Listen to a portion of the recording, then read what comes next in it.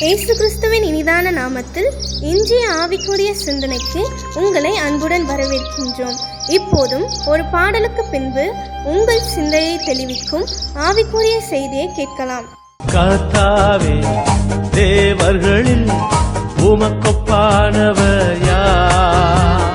வானத்திலும் பூமியிலும் உமக்கொப்பானவர் யார்? கர்த்தாவே, தேவர்களில் உமக்கொப்பானவர் யார்?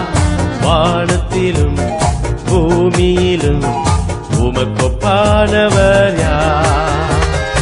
உமக்கொப்பானவர் யார்? உமக்கொப்பானவர் யார்?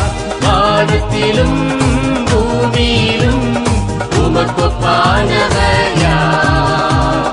வானத்திலும் பூமியிலும் உமக்கொப்பானவர் யார்? சகலத்தையும் செய்ய வல்லவராகிய ஆண்டவராகிய இயேசுவின் இனிதான நாமத்தினால் உங்களை வாழ்த்துகிறேன். இந்த நம்முடைய ஆவிக்குரிய சிந்தனைக்காக யோபுவின் புஸ்தகம் 42 அதிகாரம் 2 வசனத்தை நான் வாசிக்கிறேன். தேவரீர் சகலத்தையும் செய்ய வல்லவர், நீர் செய்ய நினைத்தது தடைபடாது என்பதை அறிந்திருக்கிறேன். யோபுடைய பதிலை பாருங்கள். ஆண்டவர் சில கேள்விகளை கேட்கிறார். பதில் சொல்ல யோபுவால் முடியவில்லை. மாறாக இந்த வார்த்தையை எப்படி சொல்லுகிறார்? எல்லாவற்றையும் செய்ய முடியும். நீர் ஒரு காரியத்தை செய்ய வேண்டும் என்று முடிவு பண்ணிவிட்டால் அதை யாரும் தடை பண்ண முடியாது. நிச்சயமாகவே அது நிறைவேறும் என்று சொல்லுகிறார். யோபுடைய வாழ்க்கையை பார்த்தால் நமக்கு தெரியும். ஒரே நாளில் எல்லாவற்றையும் இழக்கிறார். 10 குழந்தைகள் மரிக்கிறார்கள். சொத்து சுகத்தை இழந்து தெருவிற்கு வந்து விட்டார். அந்த சூழ்நிலையில் ஆண்டவரை மறுதலிக்கவில்லை. தமது வாயினால் ஆண்டவரை தூசிக்கவில்லை. பிசாசானவன் தேவனாகிய கர்த்தரோடு ஒரு சவால் விடுகிறான். யோபுவை இவ்வளவு ஆசீர்வதித்து வைத்திருக்கிறார். அதனால்தான் நம்மை மேன்மைப்படுத்துகிறான், மகிமைப்படுத்துகிறான், உமக்கு சாட்சியாய் வாழ்கிறான். ஒருவேளை அவனுடைய எல்லா சொத்து சுகங்களை எல்லாம் நீர் எடுத்து விடுவீர் என்று சொன்னால் உம்மை தூசிப்பான் என்று சொல்லித்தான் ஒரு சவாலை வைக்கிறான். ஆண்டவர் அதை ஒத்துக்கொண்டு, வேண்டுமானால் பார், என் தாசனாகிய யோபு எல்லாவித சோதனையிலும் என்னை மறுதலிக்க மாட்டான், தூசிக்க மாட்டான், நம்பிக்கையா இருப்பான், பின்வாங்க மாட்டான் சொல்லி அந்த சவாலை ஏற்றுக்கொண்டு சொல்லுகிறார். அதே போல எல்லா விதத்திலும் நொறுக்கப்பட்டும் யோபு பின்வாங்கவில்லை, தூசிக்கவில்லை. யோபின் மனைவி கூட தூசிச்சுட்டு போயா நீ செத்தா நல்லா இருக்குங்கிற மாதிரி சொல்லிட்டு போயிட்டாங்க. ஆனா இந்த யோபுவோ வாயினால் பாவம் செய்யவில்லை, முறுமுறுக்கவில்லை. ஆண்டவர் அதை பார்க்கிறார். யோபுவினும் அவர் பெரிய திட்டத்தை வைத்திருந்தார். என்ன திட்டம்? தேவனுடைய நாமம் மகிமைப்படக்கூடிய ஒரு காரியத்தை வைத்திருந்தார். அதே வண்ணமாய் யோபு சொல்லுகிறார், எல்லாவற்றையும் அந்த நிலைமையில ஆண்டவர் கேட்கிற கேள்விக்கெல்லாம் பதில் சொல்ல நீ சகலத்தையும் செய்ய முடியும். இப்ப நான் இழந்து போன எல்லாவற்றையும் திருப்பி கொடுக்க முடியும், அல்லது நான் ஒன்றுமில்லாமல் போனால் என்னை நடத்த முடியும், என்ன இருக்கிறதை கூட எடுத்துக்கொள்ளாமல் முடியும் சொல்லும் பொழுது நீர் செய்ய நினைத்தது தடைபடாது. ஆண்டவர் என்ன பண்ணினார்? எல்லாவற்றையும் ரெட்டிப்பாய் திருப்பி கொடுக்கிறார், மேன்மைப்படுத்துகிறார், கனப்படுத்துகிறார். இழந்து போன ஆசீர்வாதங்கள் தேடி வருகிறது. இதைத்தான் கர்த்தர் செய்கிறவர். எதுதான் கர்த்தர் எல்லாவற்றையும் செய்கிறவர் என்பதை நாம் அறிந்து கொள்ள முடியும். யோசித்து பாருங்கள். நம்முடைய வாழ்க்கையில் ஆண்டவர் திட்டம் பண்ணினதை யாரும் தடுக்க முடியாது.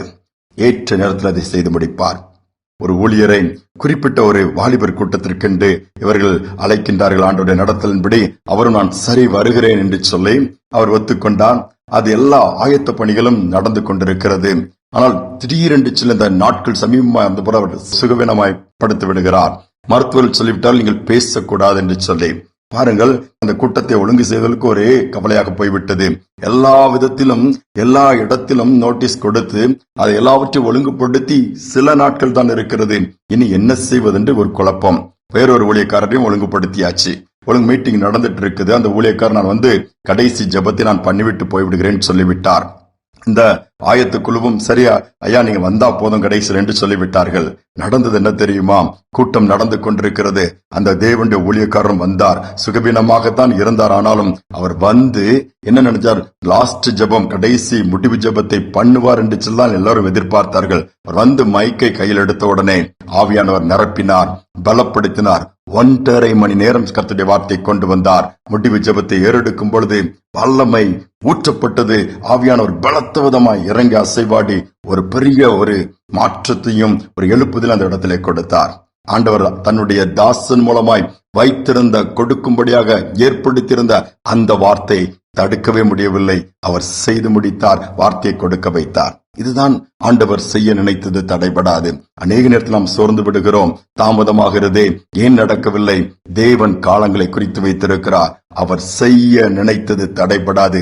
நாம் நினைத்தது தடைப்பட்டிருக்கலாம், கர்த்தர் செய்ய நினைத்தது ஒன்றும் தடைபடாது. நம்பிக்கையோட அவருடைய கரத்தில் கொடுத்து ஜெபிப்போமாம். அன்பின் தகப்பனே, சகலத்தையும் செய்ய வல்லவரே, இந்த நேரத்தில் நம்முடைய சமூகத்தை தாழ்த்தி ஒப்புக் கொடுக்கிறோம். நாங்கள் செய்ய நினைத்த காரியங்கள் எத்தனையோ தடைகள் உண்டுப்பா, முடியாமல் தோற்று போயிருக்கிறோம், இனி அவ்வளவுதான் என்று சொல்லி விட்டு நம்பிக்கை இழந்திருக்கிறோம்.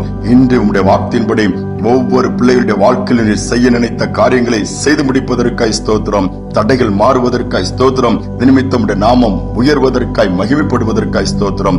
தாழ்த்தி ஒப்புக் கொடுக்கிறேன். துதிகனவை ஏற்றுக்கொள்ளும் இயேசுவின் நாமத்தில் பிதாவே, ஆமேன், ஆமேன். சகலத்தையும் செய்ய வல்லவராகிய தேவன் நம்மோடு கூட இருக்கிறார்.